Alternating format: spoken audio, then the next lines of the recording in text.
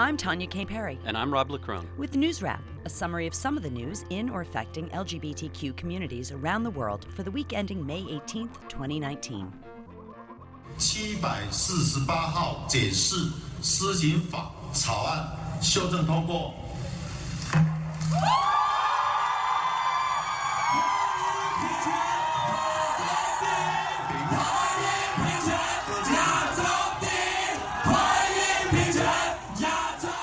Elated equality supporters chanted marriage equality and first in Asia as the announcement was made that Taiwan's legislative yuan had passed a bill to open civil marriage to same-gender couples. The vote came, appropriately enough, on May 17th, the annual International Day Against Homophobia, Transphobia, and Biphobia. Thousands of people braved heavy rain to gather outside the Parliament building in the capital city, Taipei, to watch live TV coverage of the proceedings. A Taiwan Constitutional Court ruling on May 24, 2017, gave lawmakers a 2-year deadline to pass a marriage equality bill. The justices said that denying civil marriage to same-gender couples was unconstitutional. They decided that equality would automatically come into force on May 24, 2019, if Taiwanese lawmakers failed to act by then. 2 other versions of the bill were backed by conservative forces. They described lesbian and gay partnerships as a same-sex family relationship or a civil union, but pointedly refused to call it marriage.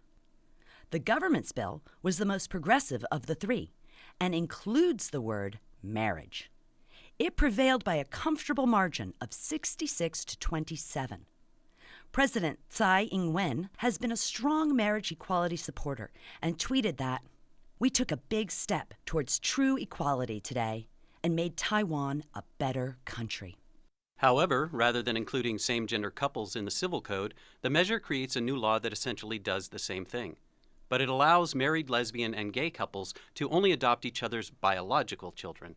And Taiwanese gay and lesbian couples can only marry a same-gender partner from another country if it would also be legal in the foreign partner's homeland.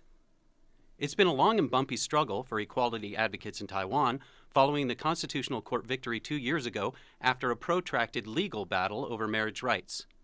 In November 2018, voters rejected marriage equality but approved less than equal civil unions in ballot measures sponsored by a conservative Christian umbrella group known as the Coalition for the Happiness of Our Next Generation. Although referenda results cannot overturn Constitutional Court decisions, the public vote put pressure on lawmakers to find a way to follow the Constitutional Court ruling, yet still satisfy everyone. The coalition issued a statement saying that it regrets and condemns the vote and called it a malicious misinterpretation of the referendum results. It warned that the massive public will strike back in 2020 when the next national elections are scheduled. As the downpour waned, crowds continued to celebrate in the streets. One man tweeted that a beautiful rainbow now stretches across the sky. The new laws are expected to take effect on May 24th. Lawmakers in San Luis Potosi have made it the 17th state in Mexico to open civil marriage to same-gender couples. The bill passed on May 16th by a narrow vote of 14 to 12 with 1 abstention. Lawmakers in the state of Hidalgo voted for marriage equality earlier in the week. Even though the country's Supreme Court ruled in 2015 that state marriage equality bans are unconstitutional, it did not have the power to enforce that ruling outside of the federal courts. So activists in each of Mexico's 31 states have had to establish equality in their own way.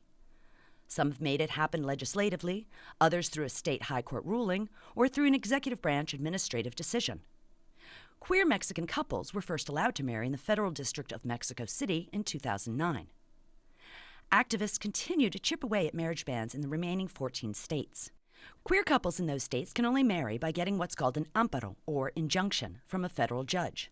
That's a costly and time-consuming process because couples need to hire a lawyer. But federal judges must follow the Supreme Court ruling and grant the amparo. With a smattering of bipartisan support, the Democratic majority in the U.S. House of Representatives passed the Equality Act on May 17th to protect LGBTQ people from discrimination under federal law. It would bar bias based on sexual orientation or gender identity or expression in employment, housing, loan applications, education, and public accommodations. Longtime queer rights supporter House Speaker Nancy Pelosi said it would bring the U.S. closer to equal liberty and justice for all. The vote in the House was 236 to 173. 8 Republicans joined the majority. 7 Democrats and 16 Republicans did not vote on the measure. Contrary to prevailing belief in the U.S., LGBTQ people are not already protected by federal law. However, several courts have decided that Title VII of the Civil Rights Act of 1964, that bans discrimination on account of sex, also extends to sexual orientation and gender identity. The U.S. Supreme Court has agreed to hear 3 cases that will test those rulings in the session that begins in October. Close to half of all U.S. citizens currently live in states that have no anti-bias laws protecting queer people. Out Congressman David Cicilline of Rhode Island is one of the Equality Act's lead sponsors. He said that passage would ensure that all members of the LGBTQ community can live their lives free from the fear of legal discrimination of any kind. Recent polling demonstrates that as many as 7 in 10 people in the U.S. support anti-discrimination laws for LGBTQ people. Still, Republicans argue that the bill is a threat to religious freedom by requiring the acceptance of a specific ideology about sexuality and gender. Religious conservatives are howling that the measure will promote federal persecution of Christians. Televangelist Pat Robertson warned that passage will make God angry at Americans and the land will vomit you out. Brian Fisher of the certifiably anti-queer hate group, the American Family Association, ranted against the measure on his daily radio show, calling it the Pedophile Protection Act. A similar bill in the Republican-controlled Senate faces an uncertain future, at best. Majority Leader Mitch McConnell has the power to not even allow consideration of the Equality Act in his chamber. And President Trump has signaled that he'll veto the measure in its present form in the unlikely event it reaches his desk. In other news, Chick-fil-A, the third largest fast food chain in the U.S., behind only Starbucks and McDonald's, has been denied yet another venue because of its pattern of giving millions of dollars over the years to anti-queer organizations. The faculty at California Polytechnic State University in San Luis Obispo voted overwhelmingly this week to kick the Chick-fil-A outlet off their campus. They referenced a recent Think Progress report that detailed the corporate office's more than $1 million in donations in just one recent year to the Fellowship of Christian Athletes, which demands what it calls sexual purity, and to the Paul Anderson Youth Home, which offers housing to troubled youth, but teaches that marriage equality is a rage against Jesus Christ and his values. The head of the restaurant chain's charitable arm, Rodney Bullard, defended the contributions during a May 15th interview with Business Insider, claiming that it's a much higher calling than any political or cultural war that's being waged. The student government at Trinity University in San Antonio voted to ban the chain earlier this month, prompting a bill now being debated in the Texas legislature to prohibit jurisdictions from penalizing a business in any way because of its owner's religious or moral beliefs.